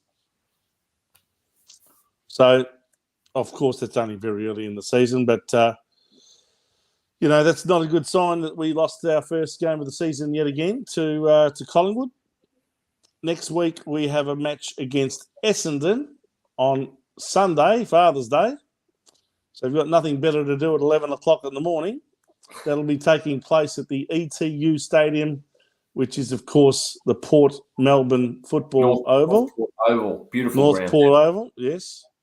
So that's a good ground, isn't it? Yeah, so hopefully that'll be the rematch of Maddie Prasparkas and Georgia G against their old side in Carlton. I love the Borough burgers down there, Vince. Have you had one of those before? No. Just give me a sausage and bread. That'll do. Anyway, Steve, so the girls, you'd have to question if the girls don't make finals this year after a start like that, you'd have to be asking the question of why did they re-sign the senior coach for another 2 years and what is going on with our AFLW program, because in my view, not enough questions have been asked of our Vice President, Paddy Kinnersley, who's been in charge of that area for the last 3 or 4 years. Absolutely. And not even at an AGM do we hear anyone talking about the AFLW program. Well, they talk about the community programs, but they don't talk about the team as a performance. Now, I'm talking about football here. I'm not talking about how many social justice causes you're trying to promote. I'm talking about actual football performance. That's what I'm trying to say. So they'll only talk about AFLW when they win games. But when they don't talk about it. If they want it to be taken seriously, as it should be, let's focus on it to a certain degree. Understand the men's team will always get the lion's share of attention. However, there should be the focus there. And if they don't play, if they're not performing well, what's the plan? What's going on? I haven't heard anything. Jimmy Raptus has got a comment here, Vince. Did you want to? Prasparkas will tear us a new one. I won't ask you to elaborate on what that saying is meant to mean. The current team is doomed. Tear us apart. Yeah, I think he means. Well, I've got to say, look, we're still hanging our hats on Darcy Vescio, and look, I do concede Mimi Hill's. Mimi Hill's a very good player. Mimi Hill. Who else? Brian Moody. She's still playing for us, isn't she? Isn't she? We're too shallow on the talent. We've lost a lot of our top talent, and no team's going to survive when its top end talent keeps leaving. So we are still relying on players like McAvoy. I think Lucy McAvoy played well on the weekend, on Thursday night. Abby McKay, who's the daughter of Andrew McKay, she played pretty well too. As I said, Mimi Hill is a real quality player. She had 26 possessions. I think that's the most of any Carlton player on the ground. 13 kicks, 13 hand passes. Yeah. Brianne Moody in the ruck, who not only rucked and got 24 hit-outs, but she also scored a goal. One of only 3 goals on the night. Gab Pound, she's another player that's been with us for a few years. But then it really trails off. And even Captain Harrington, who I think has got another surname now. Is it Peterson? I think it's Karen Peterson now. She also didn't have a great game. Only had the 3 kicks and 6 hand passes on Thursday night. So the amount of talent after that really does trail off. But Darcy Vecchio, while kicking 1 goal in her 50th match, only had the 4 kicks for the game. That's it. 4 kicks, no hand passes, 1 mark, and laid 3 tackles. That's not enough output for me. Agreed. For a player of her quality. Maybe they need to even think about moving Darcy Vecchio up the ground potentially. But then you're robbing Peter to pay Paul, aren't you? Maybe. But at the end of the day, you got to do something. I just don't see how our talent pool is going to hold up for the season. I'll be frank with you, out of the 18 teams, I expect us to finish in the bottom 6 when I have a look at the overall talent in the team. And that's okay if you saw a pathway forward. I'm not saying that's okay. It's not okay. Well, a lot of our goal kickers have actually left the club. Nick Stevens has gone to St Kilda. She kicked goals. Yeah. Georgia G kicked goals. She's gone to Essendon. Maddie Prasparkas was always good for 1 or 2. She's gone. It's yet another year where we've lost a whole stack of talented players on the back of another year where we lost them, like Taylor Harris and former captain, trying to think of her name now, Lowndes, I think. Yeah. Who went to GWS. And then, of course, I just went to Collingwood as well. Which one? Downey, Alison Downey went to Collingwood as well. The fullback, number 30. Well, even before that, I mean, we're going back a fair way, but... you're talking about Bree Moody, not Bree Moody. Davies, Brian Davey. Yeah. Top player, former captain of Carlton, gone. So that, and they're going to say, but new teams come in, they threw the checkbook at them. Well, where are our checkbook players? Because it's the same salary cap for everybody. Well, I can tell you that there is a feeling there that the culture is not very conducive to holding these players together. Yeah. It's not good. There was another player that went to Collingwood, I think. Trying to think of her too. What was her name? Brazzali. Yeah, that was the other one. Lauren Brazzali. She went to Collingwood as well as Alison Downey from the previous year. So it's not good. We're losing a lot of our better players to other teams, and no one can survive that without having an impact on the existing side. Anyway, there you have it. I don't think there'll be a lot of joy in the AFLW season coming up this year. And I hate to be sort of a doomsday predictor, but I really do believe it's going to be extremely tough for our team to win any games this year. Anyway, remains to be seen. There's 18 teams this year. So is there still only a top 6? I think they're still only doing the top 6. They're not doing a top 8? Or are they doing a top 8? I thought it was top 8 now. It could be. I hope so, because 18 teams is a lot to only fit into 6 positions in the finals. Anyway, top 12, it wouldn't matter the way we're going. No. We should touch on one of the issues at the club coming up this very week. What are we? 31st of August will be Wednesday, and that's the deadline if anyone wants to nominate for the Carlton board. The way the club operates now is that it insists, it's part of the Constitution and has been for a long time, says that nominations for the board must be received by the 31st of August. because of the introduction about 8-9 years ago of a independent nominations committee, which is far from independent, but anyway, they want to interview any candidates between I think the start of September and the end of September. Mid to the end of September, so 2 weeks into September. So during the final series, that committee will seek to interview and analyse the credentials and skill sets of any individuals that want to put themselves up for the board positions that are available.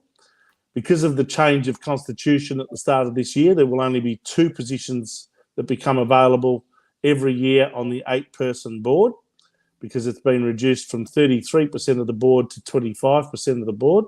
Yep. So 25%, 1/4 of 8 positions is 2. So I believe David Campbell will be one of the 2 people going up for re-election. Yeah, it had to be. If he decides to if he decides to stand again. Or does he decide, or does someone else decide for him? Well, I don't know. And there'll be one other. Because he's holding a seat. He's holding a factional seat. So he's got to be Well, of course he is. If he's not holding the factional seat, someone else will be holding it for him. Yeah, correct. Not for him, for someone else. That's right. Yeah. Anyway, basically, everyone, they're all pawns on the chessboard, and they're very easily very, very readily sacrificed for the common good of all of the benefactors.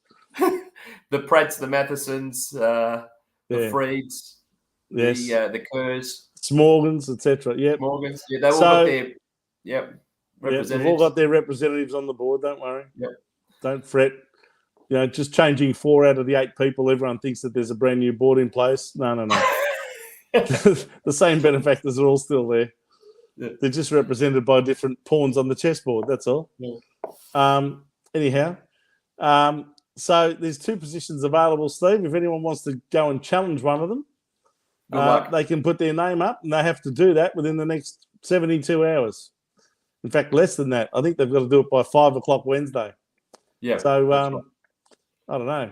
I turn 54 tomorrow, so I'll might reconsider whether I do that or not.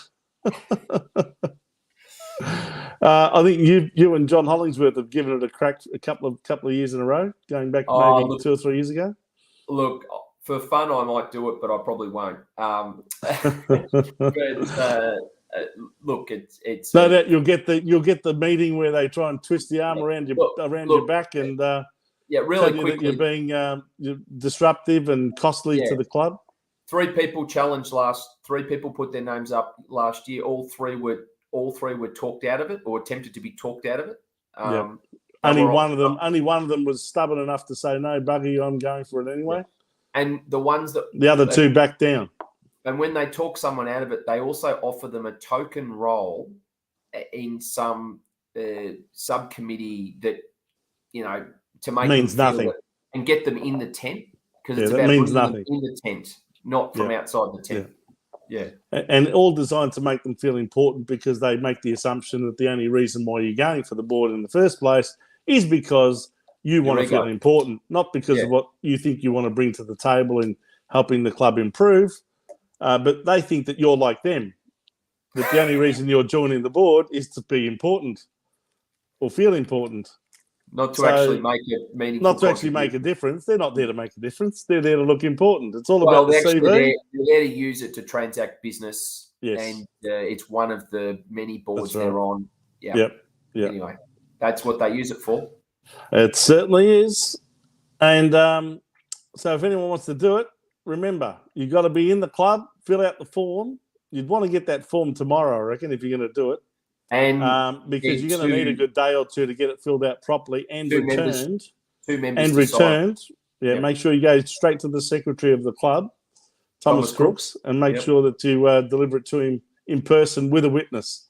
And those 2 members that signed for you have been a full voting. Well, of course, yes. You need to be not only someone who fills out the form, but you need to have 2. Is it 2 or 3 other members?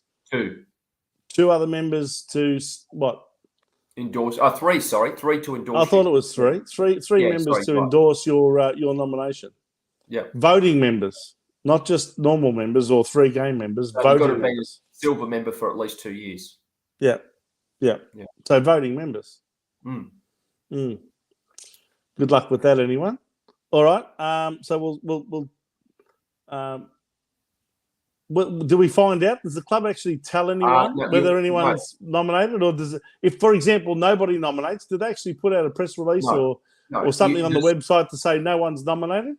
The only time you find out is in February. So hang on. Right. Why am I saying February? Well, we're in August.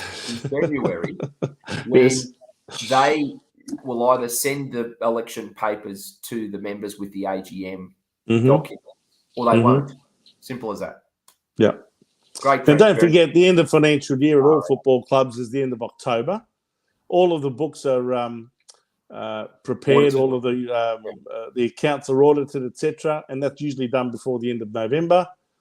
So there's no reason why these annual general meetings and elections, if there are going to be elections. There is a reason. Well, no, hang on. There's no real reason why they can't be held in December. But of course, the club, knowing full well that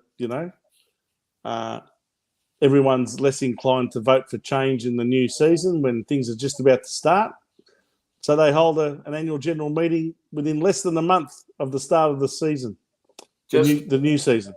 Normally just after the Australian Open and various other things have distracted. It's normally around the 23rd, 24th, 25th, something like that of February. Yeah. So you can expect the same sort of date next year. So under the obligation. But you've got to have nominated for that position 6 months earlier, by the end of August, the previous year.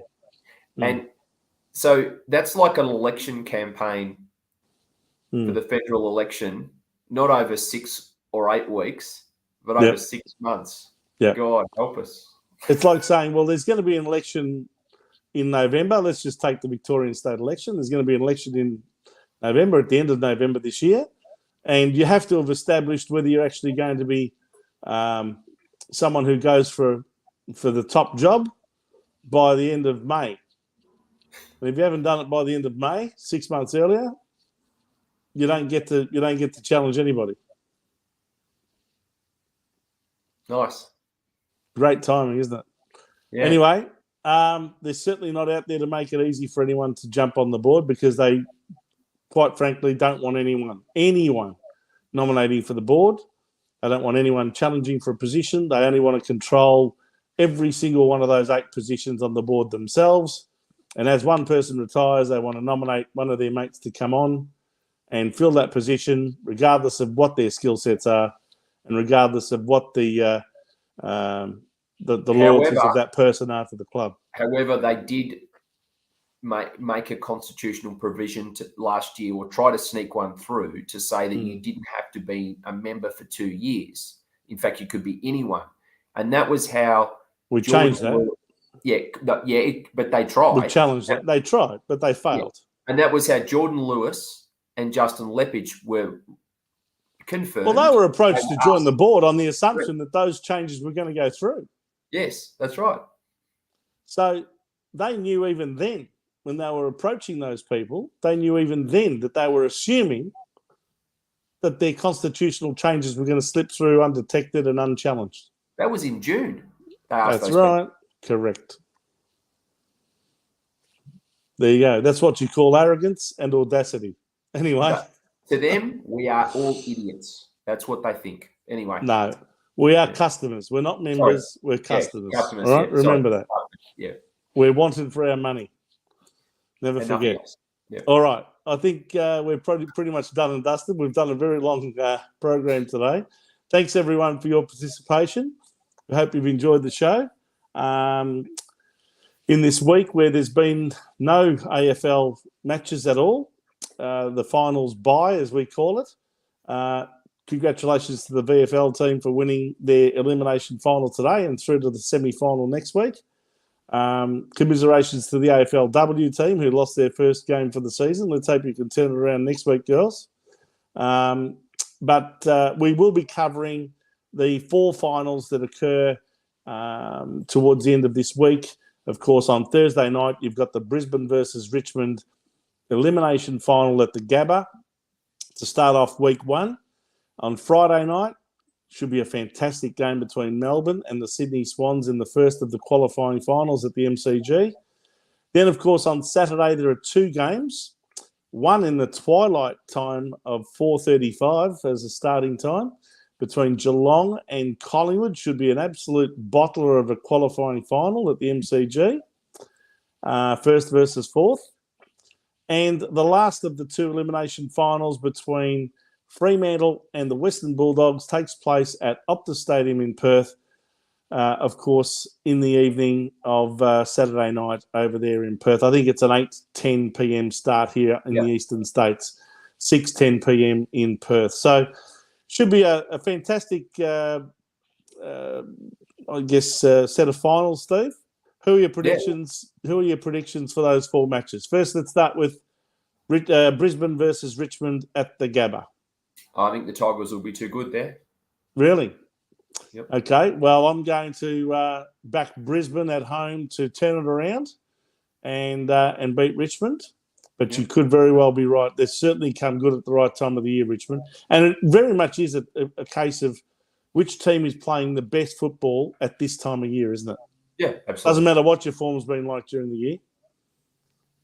How are you peaking in your performance at this time of year? So it'll be interesting to see if Richmond can progress any further than week 1.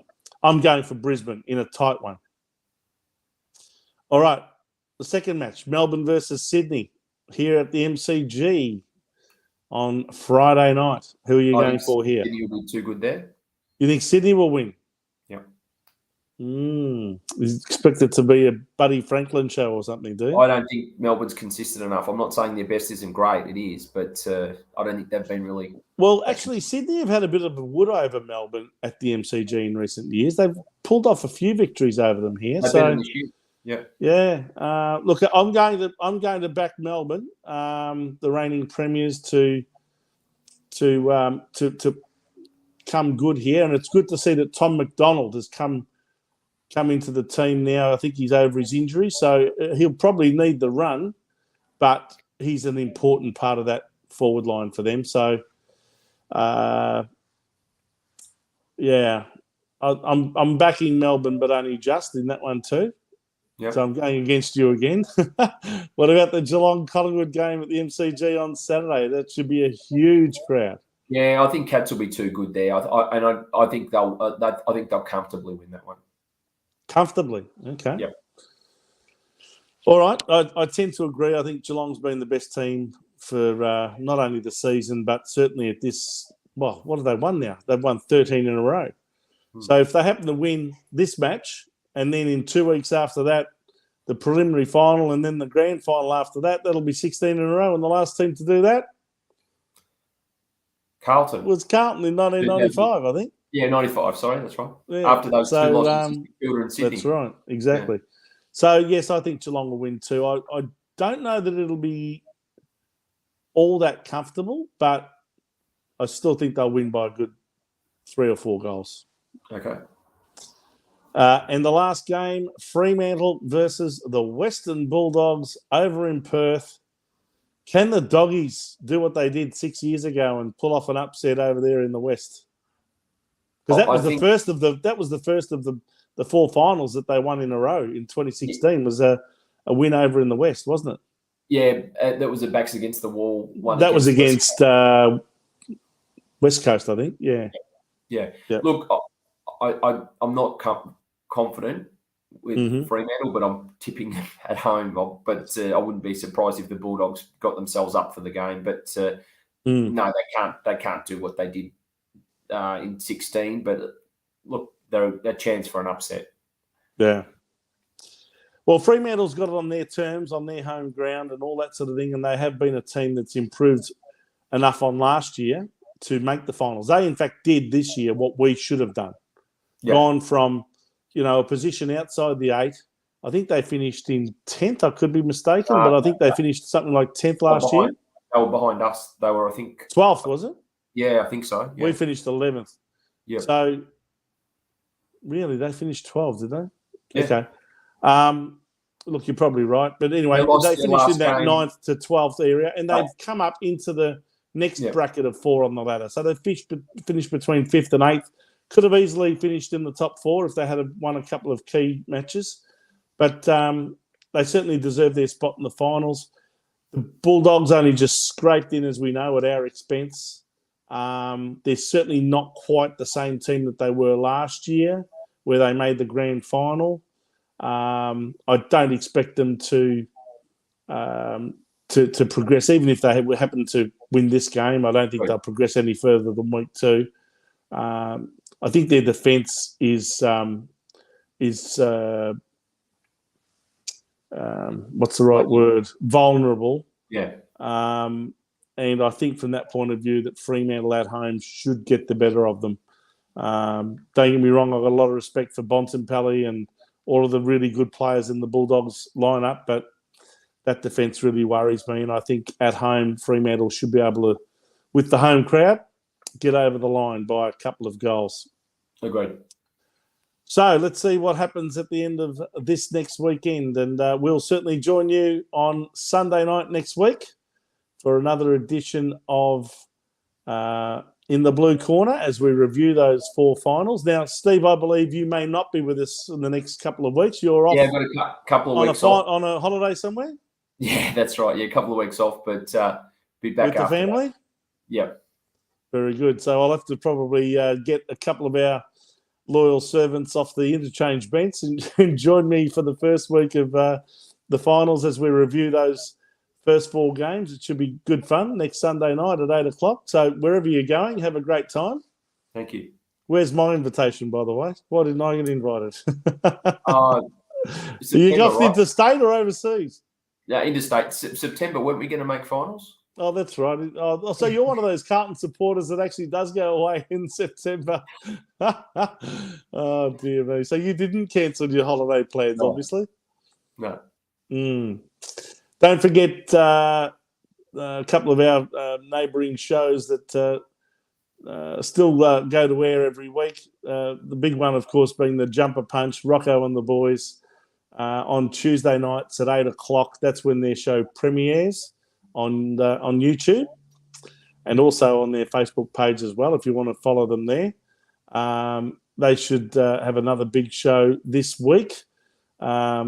Last week they did a show straight after the Collingwood loss, and I've got to tell you, it was like one of those wakes that you have after a funeral where people are sort of in depressed mode and all that. That's what it reminded me of. It was like they were, in depression mode after that result. But it was very raw. Let's put it that way. Yeah. But anyway, they'll have a good show. They'll have a good show. That's what we love about those programs, though, don't we? Right? That's right. Yeah. It's not sanitized. It's very real and very raw.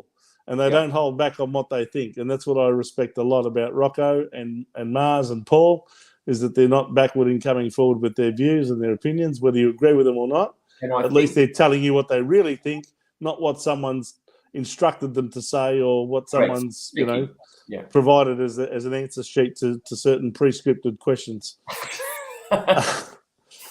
As per the Carlton Football Club hymn book.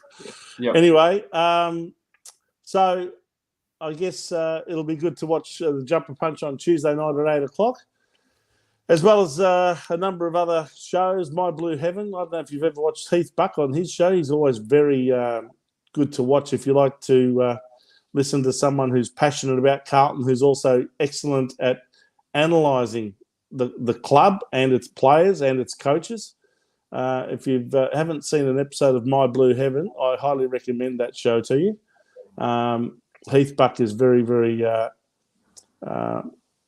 real. Again, doesn't sugarcoat his opinions in any way, shape, or form, and tells you what his innermost thoughts and feelings are. So, I really enjoy watching My Blue Heaven. So if you haven't subscribed to that channel, do so as well. But I should mention, apart from watching the Jumper Punch on the Blue Abroad channel, don't forget to subscribe to their Jumper Punch channel, which they have of their own, which encapsulates all of those interviews that they've had with past players and coaches. Yeah. We've got we had the first part of the David Parkin interview last week, and I think you'll find that part 2 will be this week. And I was there with Rocco to interview David. And we did that as part of our Talking Blue segment. So if you haven't watched that, you can watch the first part right now if you go to YouTube and look up the Jumper Punch channel, and you'll see all of the interviews that we've arranged for the year. There's some absolute rippers there with past players and past coaches of the Carlton Football Club, and there'll be more coming next year again. All right, Steve, anything else that you wanted to raise? No, that's before you go off on your interstate holiday for a couple of weeks on a well-earned break. No, that's it, mate. I think it's been an interesting season, and all I'll say is I think we have to look at everything over the longer term. Yeah. Also look at where the future is, but also look backwards to see what's changed and what hasn't changed. Mm-hmm. That's my summary. I think that there is some optimism in the future, but still a lot of things haven't changed enough. Yeah. Well, I think the real test of whether this year was real progress and real improvement in a meaningful way can only really be challenged or tested or proven by what we do next year. And if we don't improve and we don't make finals and we don't learn the lessons of this year, well, then it is a wasted year. So when people ask you, is it a wasted year this year or not? I think the answer's really got to be, well, that depends largely on what we do next year. We can take the lessons of this year and really improve our performance next year, make the finals. Then you'd say that 2022 wasn't wasted. But if we don't learn any of those lessons and we keep falling for the same things and we keep losing games in the same manner, et cetera, well, then you would say that we've wasted the year in a lot of ways. What I love, and I know it's not going to change, is, and I understand we've got to try and sell memberships, but it's got to be, of course, some more frank, honest marketing, some more realistic expectations, and I think the communications has got to be more not about hype; it's got to be more about expectation and success. And purely around what the standards the club demand are, opposed to all the hype that we've seen in various membership campaigns and pre-season articles in the previous years, right? I think there's enough of that now. Now it's just got to be... Well, you hope so. You hope it's enough, because if they haven't taken heed and they're going to still put out all of the usual propaganda to try and hype everyone up and raise the expectations in the hope of selling more memberships or whatever the main reasons are that they're doing that, they really need to take stock and say, hang on, we continue to feed our supporters, in fact, not feed us, tease us is probably the more appropriate word, with hype and expectation. And then when the club or the team doesn't deliver on that, don't worry, don't feel bad. It's been a good year. It's been a good year. It's still been good. It's still been an improvement. We've still made progress. You're quite right to interpret it as being successful. No, it's not successful unless you're playing finals. There's no way we should ever, in my opinion, interpret any season, regardless of how many good matches you might have had during that season. And we've had a lot of good matches this season where you can latch onto that and say, hey, I feel a lot better about the 2022 season as I did about the 2021 season. Fine, you can feel a lot better for it if you want to. And you can certainly identify matches that we played a hell of a lot better in. But don't for a second think that by the end of the season, if you finished out of the top 8, that it is successful. It is not successful. We must stop lowering the bar to that extent in the minds of everyone. What we do is we raise the bar. It's the opposite to high jumping in the Olympics or the Common Games. We raise the bar here. Say we're going to meet when we want to sell memberships. When we want to sell memberships, we raise it to the top and say, "Hey, look how good we're going to be." Yeah. Then we drop it. When we don't live up to that, we drop the bar right down and say, "Don't worry, just jump over this lower level." Yeah, and it was a success. Yeah, Anyway, let's not go down that path again. Steve, thanks again for joining me for another episode of In the Blue Corner. Have a great time in your 2 weeks off. And for everyone else out there, please join me and whoever is going to join me next Sunday night at 8 o'clock for another episode after the week 1 of the AFL Finals series. Until then, as we usually say, Steve, go Blues.